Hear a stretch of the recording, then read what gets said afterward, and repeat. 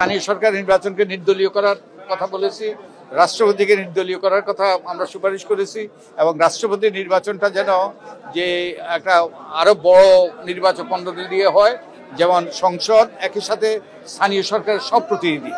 তো এই ৬০ থেকে ৭০,০০০ ব্যক্তির দ্বারা নির্বাচিত হবে, তাই যে কোনো ব্যক্তিকে আর রাষ্ট্রপতি হিসেবে মনোনয়ন দেওয়া যাবে না এবং সম্মানিত ব্যক্তি মনোনয়ন পাবে।